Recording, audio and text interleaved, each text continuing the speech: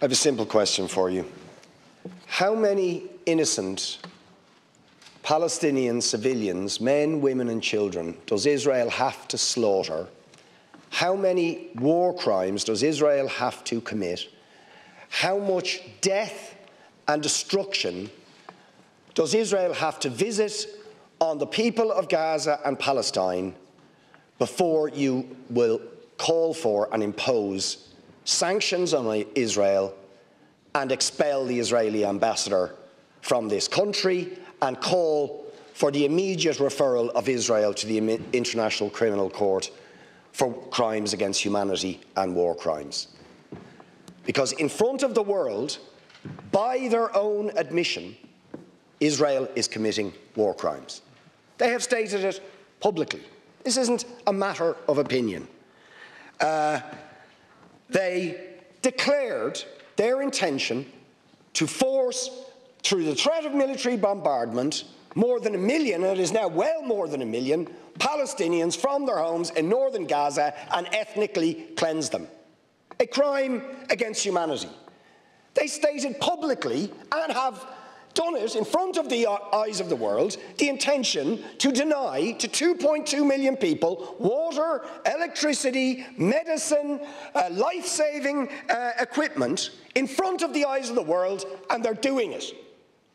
And every minute, children are being slaughtered by their artillery, their relentless bombardment of residential complexes, of hospitals, of schools, of civilian infrastructure. They just go on and on and on, and you do nothing.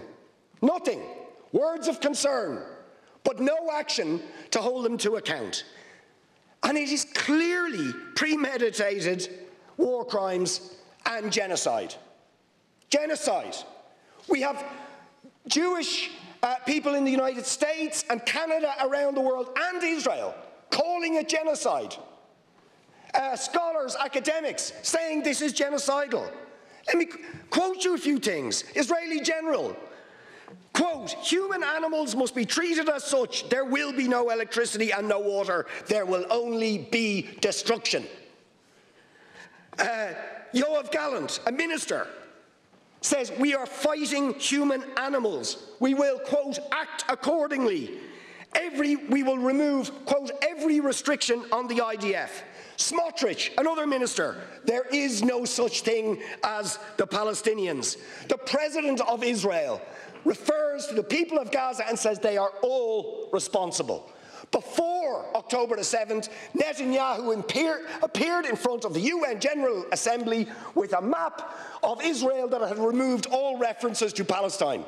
A clear declaration of intent to destroy the Palestinian people and steal all of their land. 6,000 Palestinians killed between 2008 before October the 7th. Thousands of Palestinians hostage in administrative detention without trial. When are you going to move beyond words of concern and impose sanctions and expel the Israeli ambassador of this apartheid murderous state? I don't want to see any innocent people being killed in the Middle East, and I don't think you do either. And you specifically mentioned Palestinian people.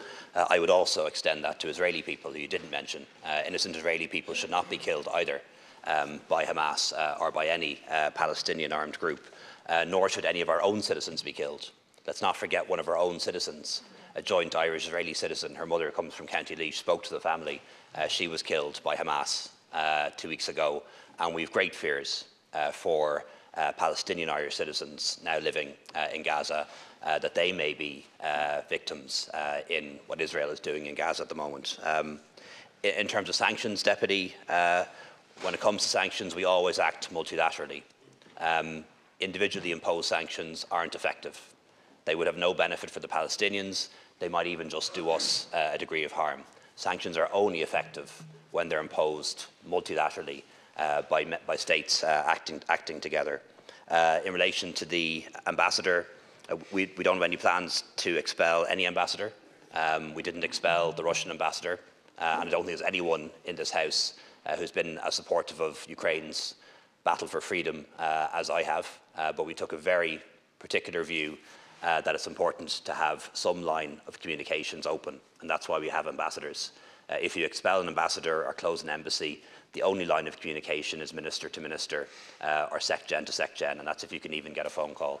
We have citizens in Palestine, we have citizens in Israel, we have citizens in Russia. It's important that we're able to keep those lines of communication open. It serves nothing to close them. Even countries at war with each other have ambassadors. And that's for that obvious reason. In terms of what's going on in Gaza, let me be very clear. The view of the Irish government is that collective punishment is wrong, and the innocent civilians and people of Gaza should not be subjected to collective punishment. That's wrong. Hostage taking is wrong, and they should be released. And it's not acceptable to target civilian infrastructure. And we've been very clear about that all along, and will continue to be so. And we'll use our voice at European level and also at EU level as well, as much as we can. And Deputy, while I think you're entirely sincere in your views, and I know you've campaigned on these issues for a very long time, let's not forget what Hamas's objective is as well. Hamas's objective is the destruction of Israel. It's ending the existence of a Jewish state, which was established by the UN 75 years ago. It is ending that state from the river to the sea.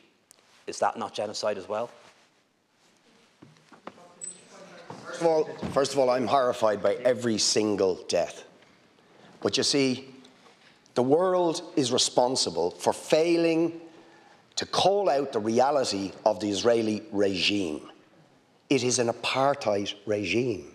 It was set up on the basis of the ethnic cleansing of 750,000 Palestinians.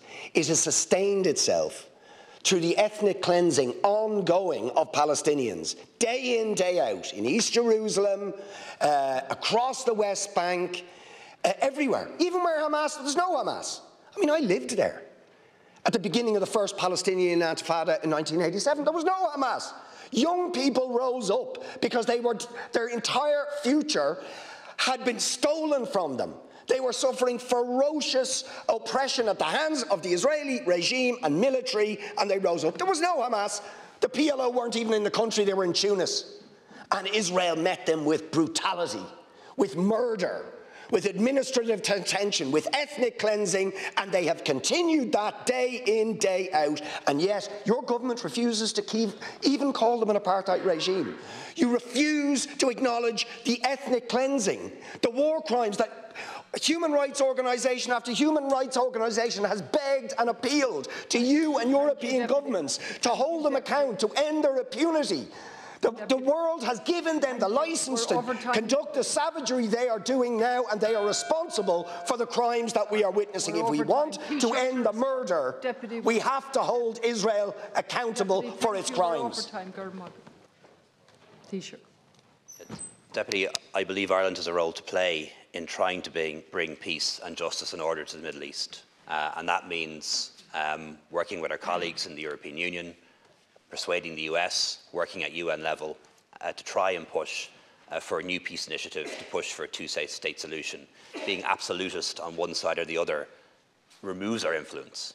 The only influence we have is by trying to build partnerships with the EU, with the US, with other countries in the Middle East, like Egypt, for example, Jordan and others, Lebanon, that we have relations with, and at the UN, to push for a new peace initiative that can do what I believe is still just about possible, and that is the establishment of a two-state solution, a Palestinian state alongside Israel, secure and hopefully in time being able to have normal contacts and normal economic relations. I appreciate your view is different, that there should only be a one-state solution, but I think anyone watching what's going on can see why that wouldn't be viable and why that wouldn't last.